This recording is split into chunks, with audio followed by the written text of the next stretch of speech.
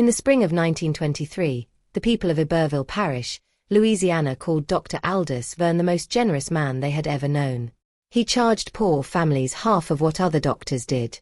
He made house calls before sunrise.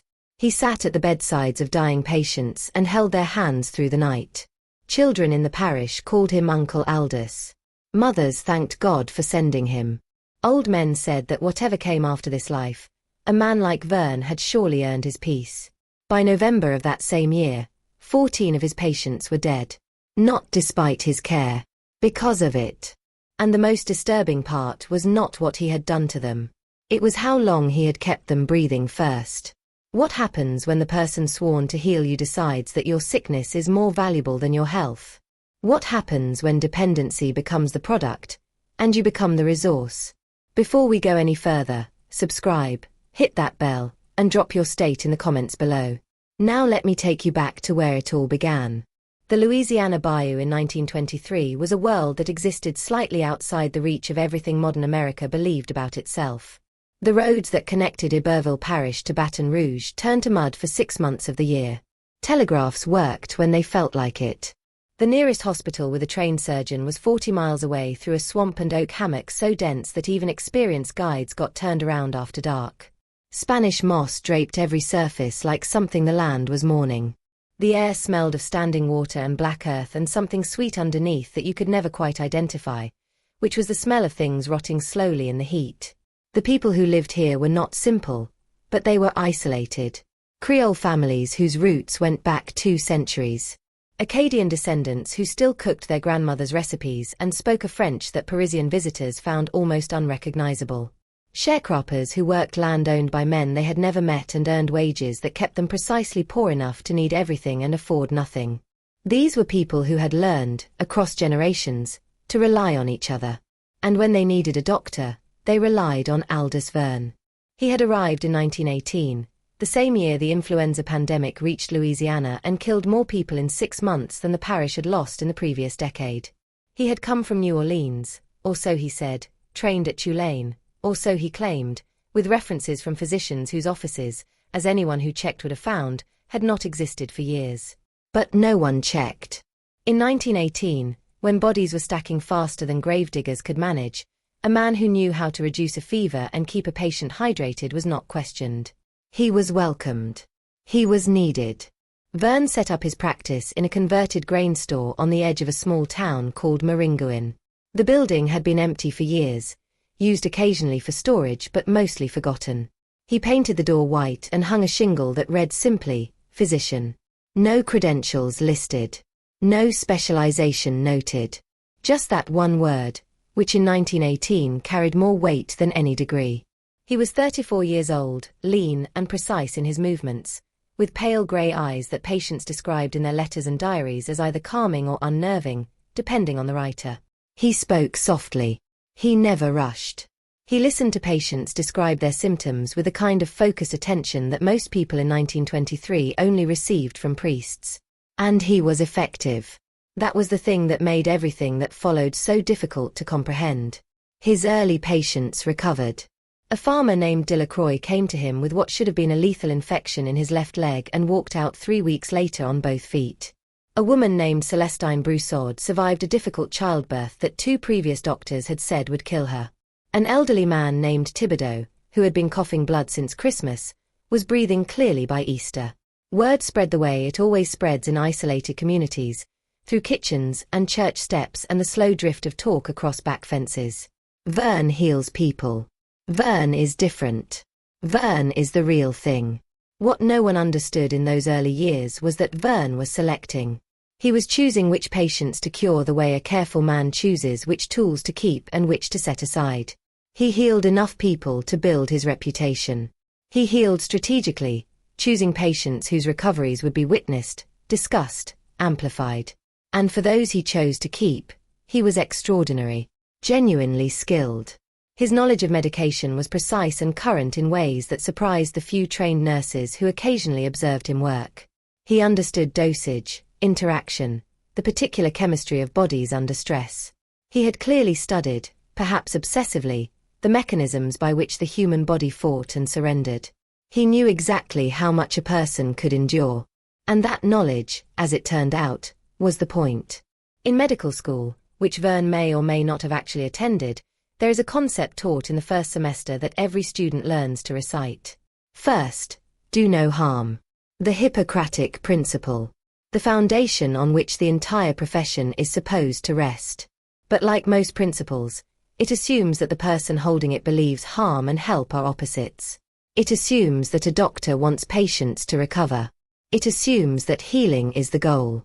For Aldous Verne, healing was not the goal. Healing was the threat. Because a healed patient walks away. A healed patient no longer needs you. A healed patient severs the bond that a man like Verne had spent his entire adult life learning how to create and maintain. The first indication that something was wrong came from a nurse named Eugenie Martel, who had been assisting Verne since 1920. She was 31 years old, the daughter of a Creole pharmacist, educated enough to understand what she was looking at but positioned low enough in the social order that when she raised her concerns, they were heard politely and dismissed completely. What Eugenie noticed, and what she wrote about in a journal that would not be discovered until 1941, was that certain patients seemed to improve and then decline in a pattern that felt managed. They would stabilize. Then they would worsen in ways that did not match the natural progression of their illness. Then they would stabilize again. Then worsen again.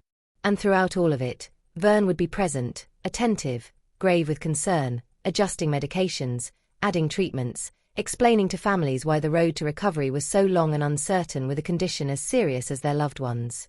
The families believed him. Of course they believed him. He was the doctor. He was the man who had saved Delacroix's leg and Celestine Broussaud's life. He was Uncle Aldous, who held hands through the night. But Eugenie Martel had been trained by her father to read labels, to measure dosages, to understand what each compound did to the human body. And what she was seeing in Verne's prescriptions did not match what the conditions required. She saw medications being given at strengths that would suppress symptoms without addressing causes. She saw secondary compounds being introduced that had no clear relationship to the documented illness. She saw patients who should have been recovering within weeks still returning for treatment months later. And she saw the way Verne's face changed when a patient told him they were feeling better. It was not relief. It was something closer to disappointment. She tried raising her concerns with Verne directly first, in the way a subordinate raises concerns with a superior, carefully, deferentially, framing it as a question rather than an accusation. "Doctor, I notice that Madame Robichaud has been on this particular treatment for nearly 4 months now. Is that typical for her condition?" And Verne would smile, that warm, gentle smile that made people trust him, and explain that every patient was different, that Madame Robichaud's case was more complex than it appeared, that recovery was not linear, that patience was required. And Eugenie would nod and say nothing more, because what else could she say? She was a nurse. He was a physician. The hierarchy was absolute. But she kept watching. And she kept writing. Her journal entries from 1921 and 1922 read like the notes of someone trying to solve a puzzle they do not fully understand but cannot stop thinking about. She documented patients. She tracked their medications. She noted when symptoms appeared and disappeared and reappeared. She wrote down the conversations she overheard between Verne and families, the reassurances he gave, the explanations he offered. And slowly, across hundreds of pages, a picture began to form that she did not want to believe but could not ignore. What Verne was doing, as the investigation that eventually destroyed him would prove, was inducing controlled states of illness in patients he had identified as useful. Not all patients. Not even most patients. He selected with the same careful precision he applied to everything. He chose patients who were already sick with something manageable, something that would not kill them quickly on its own. Patients with chronic conditions, recurring infections, the kind of persistent but survivable ailments that required ongoing treatment and regular visits. He would treat the underlying condition honestly, keeping it from becoming fatal, while introducing a secondary chemical interference that produced symptoms severe enough to justify extended care. He kept them sick enough to need him. He kept them alive enough to keep coming back. And he charged for every visit, every medication, every crisis that he himself had manufactured. The money was part of it. But investigators who spent years reconstructing Verne's psychology came to believe that the money was not the deepest part. What the evidence pointed toward, in the end, was something colder and more difficult to name. Verne appeared to need the dependency. He needed to be needed in that specific way, in the way that a person is needed when they stand between someone they love and the thing that is killing them. He had constructed an entire world in which 14 people could not survive without him, and he tended that world with the devotion of a man who believed he had built something sacred. Take the case of Olivier Fontenot, a cane farmer who had been under Verne's care since 1920. Fontenot was 60 years old when he first came to Verne complaining of difficulty breathing and a persistent cough that had lasted through the winter. Verne examined him, diagnosed a respiratory infection complicated by years of exposure to cane dust, and prescribed a treatment that initially worked. Within 2 weeks, Fontenot was breathing easier. Within a month, the cough was nearly gone. His wife, Marie, told neighbors that Dr. Verne had saved her husband's life. But then, in the 3rd month, the symptoms returned. Not all at once. Gradually. A cough here and there. A tightness in the chest. Difficulty sleeping. Verne adjusted the medication. He added a new compound. He explained that the infection had been more stubborn than he initially thought, that the lungs sometimes took longer to fully heal, that patience was essential. Fontenot trusted him completely. Why would he not? Verne had helped him before. Verne was the only doctor within 20 miles who made house calls. Verne sat with him on bad nights and talked about farming and weather and all the small things that made a sick man feel less alone. For 3 years, Olivier Fontenot cycled through periods of improvement and decline. 3 years of regular visits. 3 years of medications. 3 years of Marie Fontenot paying the bills and thanking God they had found a doctor who cared so much. And then, in March of 1923, Olivier Fontenot died. He died on a Tuesday evening with Verne at his bedside, his wife holding one hand and his eldest son holding the other. Verne told the family it was the illness, finally winning a battle they had fought together for longer than anyone had hoped. He attended the funeral. He stood at the graveside with his hat against his chest. He wept, and everyone who witnessed it said that his grief appeared genuine, which may have been the most disturbing detail of everything that followed. Because Fontenot's death had not been planned. Something had shifted in the chemistry Verne was maintaining, some variable he had miscalculated, and the system he had so precisely constructed had failed. Verne had kept Fontenot alive for 3 years, extracting payment, extracting gratitude, extracting the particular form of devotion that comes from believing someone is saving your life.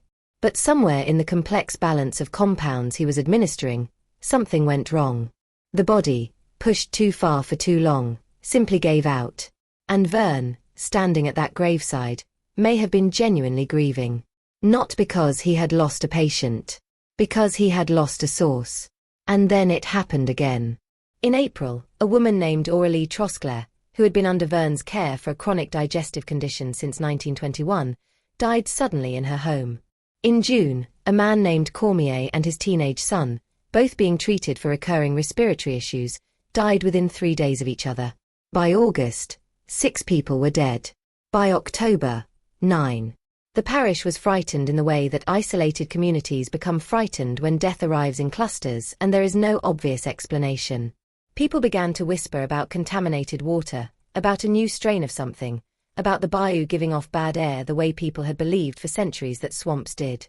No one whispered about Verne. Verne was working himself to exhaustion managing the crisis. Everyone could see how hard he was working.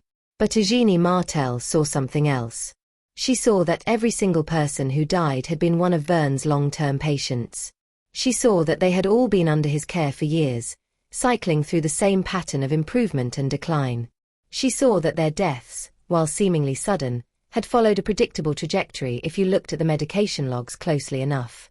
And she saw that Verne, for all his visible grief, was also replacing them. Within weeks of each death, a new patient would appear with a chronic condition requiring long-term care. The system was sustaining itself. She tried going to the local authorities.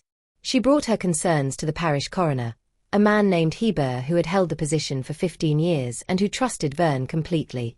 Hebert listened to her politely and then explained, in the tone one uses with someone who does not understand how things work, that Dr. Verne was a respected physician, that people in the parish were living longer under his care than they had under previous doctors, that death was a natural part of life especially for people with serious chronic conditions, and that nurses, while valuable, were not trained to make the kind of diagnostic judgments she was attempting to make. He thanked her for her concern and suggested she focus on her duties. She tried speaking with families directly, carefully, indirectly, suggesting they might want to seek a second opinion, that perhaps a specialist in Baton Rouge could offer additional insight. But families did not want to hear it. They trusted Verne. They loved Verne. And who was Eugenie Martel to question the man who had sat with their dying father through the night, who had held their mother's hand, who had wept at the funeral? So she did the only thing left. She wrote to a doctor in Baton Rouge named Samuel Arsenault, who had trained properly at Tulane, who had connections to the state medical board, and who owed Eugenie's father a favor significant enough that he agreed to drive down to Maringouin and look with his own eyes. She told him to come quietly. She told him not to announce himself. She told him to review the records first and form his own conclusions before speaking to anyone, because if she was wrong, she would lose her position and possibly her ability to work anywhere in the parish ever again. And if she was right, the implications were too large to approach without absolute certainty. Arsenault arrived on a Thursday evening in October 1923. He was 48 years old, a careful, methodical man who had spent 2 decades practicing medicine and who did not enjoy drama. He had agreed to come as a favor, and he expected to spend a day reviewing records, find nothing alarming, and return to Baton Rouge with the reassurance that Eugenie's concerns were the result of inexperience or misunderstanding. He did not expect to sit in her kitchen for 2 nights reading files by lamplight and feel something cold settle into his chest that had nothing to do with the October air coming off the bayou. The medication logs were too consistent. That was the first thing. Real illness is chaotic. It worsens and improves in patterns that resist precise prediction. But Verne's most chronic patients declined and stabilized with a regularity that looked, to a trained eye, less like disease and more like schedule. The secondary symptoms, the ones that had kept patients returning for months and years, did not match the documented primary conditions.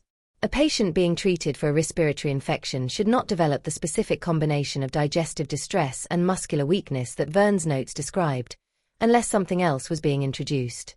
And then there were the dosages. Arsenault had been prescribing medications for 20 years. He knew what worked and at what strengths. What he was seeing in Verne's records were compounds being given at levels that made no therapeutic sense. Too much of one thing. Not enough of another. Combinations that would suppress symptoms without addressing causes. And in several cases, notations of medications that had no clear relationship to the documented illness at all. When Arsenault asked Eugenie about those entries, she told him that Verne had explained them as experimental treatments, as cutting-edge therapies he had learned about through correspondence with specialists in New Orleans and Atlanta. But when Arsenault later contacted those specialists, none of them had ever heard of Aldous Verne. The financial records told their own story. Verne was not wealthy, but he was comfortable in a way that a rural parish doctor in 1923 typically was not. His income came almost entirely from a small group of long-term patients who paid regular fees for ongoing care. When Arsenault cross-referenced those names with the patient files, he found that every single one of them had been under Verne's care for more than 2 years. Every single one of them had chronic conditions that never quite resolved. And 5 of them were now dead. Arsenault sat in Eugenie's kitchen on the second night with files spread across the table and felt the particular kind of nausea that comes from understanding something you wish you did not. He was looking at evidence of systematic medical fraud at minimum. At maximum, he was looking at something closer to serial murder dressed up as devotion. He asked Eugenie if Verne had any idea she had contacted him. She said no. He asked if she felt safe continuing to work in Verne's practice until the authorities could be involved. She said she did not know, but that she would try. He told her to be careful, to document everything, to avoid being alone with Verne if possible, and to contact him immediately if anything changed. Then he drove back to Baton Rouge and made 3 telephone calls. The first was to the state medical board. The second was to the district attorney. The third was to a friend who worked for a newspaper in New Orleans, because Arsenault understood that in 1923 Louisiana, sometimes the threat of public exposure moved bureaucracies faster than official channels ever could. Within a week, 2 state investigators arrived in Maringouin asking questions. They did not announce themselves loudly. They spoke quietly with families. They reviewed public records. They visited the parish coroner and asked to see death certificates. And then they went to see Aldous Verne. He welcomed them into his office with the same calm warmth he showed everyone. He offered them coffee. He asked how he could help. They told him they were conducting a routine review of medical practices in rural parishes, that there had been some concerns raised about record-keeping standards, that they wanted to examine his patient files and medication logs. He agreed immediately. He showed no hesitation, no alarm, no indication that he understood what was happening. He pulled files from shelves and laid them on his desk and stood by while they reviewed page after page of documentation that would, within the month, lead to his arrest. What the investigators found was everything Arsenault had described and more. They found patients who had been kept in states of managed illness for years. They found medications administered at dosages that made no sense. They found financial records showing a pattern of prolonged billing that corresponded exactly with the patients who never seemed to recover. And when they interviewed families, when they asked specific questions about symptoms and treatments and the progression of illnesses, they found story after story that followed the same arc. Initial improvement. Sudden decline. Ongoing treatment. Promises of recovery that never quite arrived. And then, in several cases, unexpected death. By the time the investigators left Maringouin, they had enough evidence to recommend criminal charges. Within 2 weeks, Verne's medical license was suspended pending investigation. Within a month, he was arrested and charged with 9 counts of criminal negligence resulting in death. The number would later be expanded to 14, but in those initial weeks, only 9 cases had sufficient documentation to proceed. The arrest broke open something in the parish that had been quietly festering for months. Families who had trusted Verne completely began to question everything.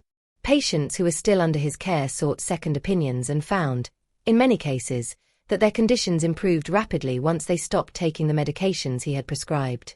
The medications themselves were sent to a laboratory in New Orleans for analysis, and what came back confirmed what Arsenault had suspected. Several compounds contained substances that had no legitimate medical use. Others were legitimate medications given at strengths designed to produce side effects rather than cures. The trial began in February 1924 and lasted 11 days. It drew journalists from New Orleans, Baton Rouge, and as far as Memphis, because the story had that particular quality certain stories have of making people feel that something they believed about the world was not as stable as they thought. The courtroom was packed every day. Families of the deceased sat in the front rows. Patients who had survived sat behind them. Eugénie Martel sat near the back and kept her head down and tried not to think about the fact that she had been the one to set all of this in motion. The prosecution built its case methodically. They called expert witnesses who explained what the medications should have done versus what they actually did. They called patients who described their experiences, the cycle of hope and decline, the trust they had placed in Verne, the realization that he had been the cause of their suffering rather than its cure. They called family members who wept on the stand describing the deaths of people they loved, deaths that now appeared not as tragic inevitabilities but as preventable outcomes of deliberate harm. Verne sat through all of it with the same calm expression he had worn in his practice. He did not react when witnesses described his actions. He did not flinch when the prosecution presented evidence of the compounds he had used. He took notes occasionally. He conferred quietly with his attorney. But he never showed anger, never showed fear, never showed anything that resembled the emotional response a person might expect from someone accused of killing 14 people. When it came time for him to testify, the courtroom went completely silent. Everyone wanted to hear what explanation a man like Aldous Verne could possibly offer for what he had done. His attorney had advised him not to take the stand, but Verne insisted. He wanted to speak. He wanted people to understand. He began by acknowledging the facts as presented. He did not deny that he had kept patients in states of controlled illness. He did not deny that he had administered compounds designed to produce symptoms rather than alleviate them. He did not deny that 14 people had died under his care. What he denied was that any of it had been wrong. He spoke for nearly an hour, and what he said was so outside the bounds of normal moral reasoning that the prosecutor later told a journalist he had never heard anything like it in 20 years of trying cases. Verne told the court that he had loved his patients. That he had loved them in a way that a physician rarely got to love. Completely, essentially, the way you love something that cannot survive without you. That the relationship between a seriously ill patient and a devoted doctor was one of the most profound forms of human connection available, and that he had wanted to preserve it. That he had not wanted his patients to die. That the deaths had been failures, not intentions. That if he had been more skilled, more careful, more precise in his dosing, they would all still be alive, still under his care, still held inside something that he believed, and here he used the word again, he believed was love. The prosecutor stood up immediately and objected. The judge sustained it. But the words had already been said. The courtroom had already heard them. And what made them so disturbing was not that they sounded like lies. It was that they sounded like the truth. Verne genuinely appeared to believe that what he had done was a form of devotion. That keeping people sick was an act of care. That dependency was intimacy. That the bond between a patient and the doctor who was slowly killing them was something sacred. The jury deliberated for 4 hours and came back with guilty verdicts on 9 counts of criminal negligence resulting in death. Verne was sentenced to 40 years in the Louisiana State Penitentiary at Angola. He was 39 years old. He would die in prison at 67, having served 28 years of his sentence. But before he was taken away, before the guards led him out of the courtroom and into the vehicle that would carry him to Angola, he turned and looked at the families sitting in the gallery. And he said something that every person who was there that day remembered for the rest of their lives. He said, "I am sorry you lost them. I am sorry I could not keep them alive longer. I tried. I loved them. And I tried." The 14 families of Iberville Parish buried their dead and tried to rebuild what had been taken from them, which was not only the people they had lost but the particular kind of trust that a small isolated community extends to the one person they believe stands between them and everything the darkness of the bayou can do to a human body. That trust, once broken, does not fully return. The grain store with the white door was torn down in 1925. The lot stood empty for years. When developers eventually tried to build on it in the 1950s, construction workers reported feeling uneasy on the site. Tools went missing. Materials were damaged overnight. The project was abandoned. Locals said the ground felt wrong, which is something people say about places where they cannot find a language for what they actually mean. Eugenie Martel continued working as a nurse for another 30 years. She never spoke publicly about the Verne case. When journalists contacted her, she declined to comment. When former patients thanked her for what she had done, she changed the subject. But she kept her journal, kept adding to it, kept documenting not just what had happened but what it had felt like to watch it happen, to know something was wrong and be unable to stop it, to be dismissed and ignored and told she did not understand what she was seeing. She kept that journal locked in a box that her daughter found when clearing the house after Eugenie's death in 1967. The journal was donated to the Louisiana State Archives, where it sat in a filing cabinet, uncatalogued, for over 20 years before a graduate student researching medical fraud in the early 20th century opened it and understood what she was reading. The case is studied now in certain medical ethics programs under the category of pathological caretaking, a term that sounds almost gentle for what it describes. The idea that the need to be needed can become its own kind of sickness. That devotion, unchecked by conscience, can construct itself into something indistinguishable from cruelty. That a man can hold your hand at your bedside and be, simultaneously, the reason you are lying there. There are patterns in Verne's story that show up in other cases across history, though rarely with the same level of documentation. Doctors who keep patients sick to maintain income. Caregivers who induce illness to sustain dependency. Parents who make their children ill to receive attention and sympathy, a syndrome now recognized and named but in 1923 barely understood. What all these cases share is the same fundamental perversion of care, the transformation of help into harm, of protection into control, of love into something that wears love's face but operates by entirely different rules. What makes Verne's case particularly disturbing is how long he was able to maintain the system. 3 years for some patients. 5 for others. Years of regular visits, regular payments, regular reassurances that recovery was just around the corner if they could just be patient a little longer. And through all of it, not a single person in the parish questioned him. Not because they were stupid. Not because they were gullible. But because the alternative, that the man who wept at funerals was the one causing the deaths, was too far outside the bounds of what anyone was prepared to believe. That is the mechanism by which people like Verne operate. They understand that trust is a kind of blindness. That once you believe someone is helping you, you will interpret everything they do through that lens. That symptoms getting worse becomes evidence that the illness is serious, not evidence that the treatment is wrong. That ongoing need becomes proof of dedication, not proof of deliberate harm. They understand that the person holding your hand can also be the person slowly tightening their grip, and you will thank them for their comfort even as they suffocate you. In the years after Verne's conviction, several medical journals published articles analyzing the case. They examined his methodology, his patient selection process, his pharmaceutical knowledge. They noted his skill, which was genuine, and his intelligence, which was considerable. They concluded that he had been capable of being an excellent physician, that he had possessed all the knowledge and ability required to heal people completely. He had simply chosen not to.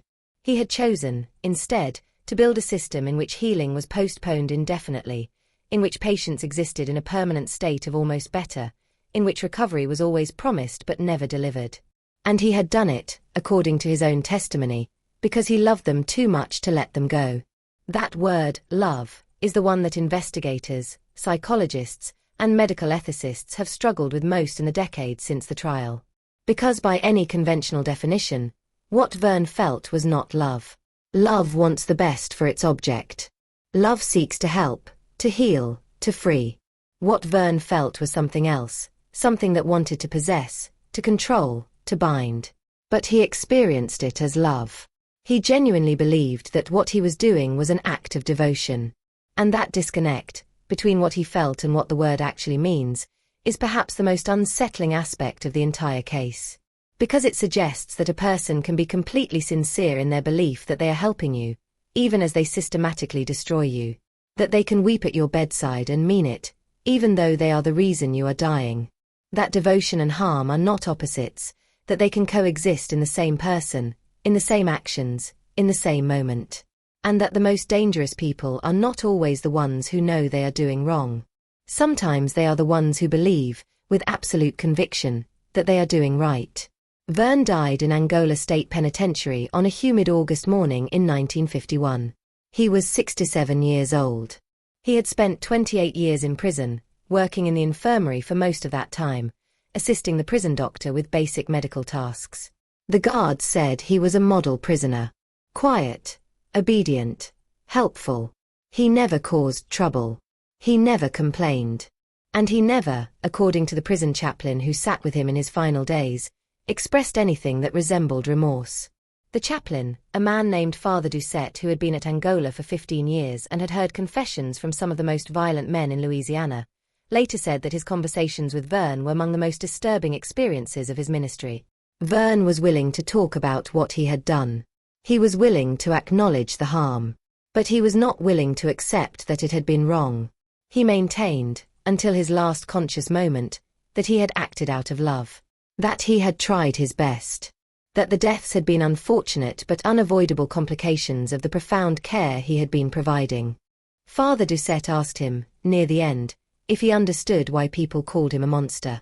Verne thought about it for a long time. Then he said something that Father Doucette recorded in his journal that night. He said, "I think a monster is someone who harms without caring. I cared. I cared more than anyone. That was the problem." The funeral was attended by 3 people. A prison administrator who was required to be there, Father Doucette, and a woman in her 70s who stood at the back and watched the coffin be lowered into the prison cemetery without saying a word.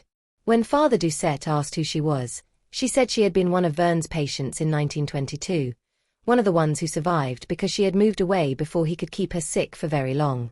She said she had come to make sure he was really dead. She said she had spent 30 years waiting for this moment. And when the grave was filled, she turned and walked away and never came back. There is a question that investigators, journalists, psychologists, and family members have been asking since 1923, and no one has ever answered it satisfactorily. The question is simple. How many were there really? Verne was convicted of causing 9 deaths. The investigation documented 14. But those were only the ones with sufficient evidence to prove in court, only the ones where medication records were clear enough, where symptoms were documented well enough, where the pattern was undeniable. How many others had there been in the 5 years before anyone noticed? How many patients had cycled through his practice, gotten worse, gotten better, gotten worse again, and then moved away or died of what everyone assumed was natural causes? How many people had Aldous Verne slowly killed while their families thanked God for sending such a devoted doctor? No one knows. The records are incomplete. Memories fade. People die. And the answer, which may have been 20 or 30 or more, went into the grave with Verne on that August morning in 1951. What remains is the story. The grain store that no longer exists. The lot that was never successfully built on. The journal that sat in an archive for 20 years before anyone read it. The medical ethics courses that use his name as an example of what can go wrong when care becomes control. And the 14 families in Iberville Parish who lost people they loved to a man who claimed he loved them too, just in a way that required they never get better. What do you make of a man like Aldous Verne? Was he a monster who built himself a mask of compassion? Or was he something stranger and more disturbing than that? A man who genuinely did not understand where care ended and control began? Was what he felt actually love? Just love that had been bent into something unrecognizable? Or was it something else entirely, something for which we do not have a good word, something that looks like love from the outside but operates by completely different mechanisms underneath? Leave your answer below. If this story stayed with you the way it stayed with me, share it with someone who needs to hear it. Subscribe to Grimveil Epoch so you never miss a story like this. These are the histories that do not make it into textbooks. These are the voices that get buried unless people like you refuse to let them stay silent. Hit the bell. Leave your state in the comments.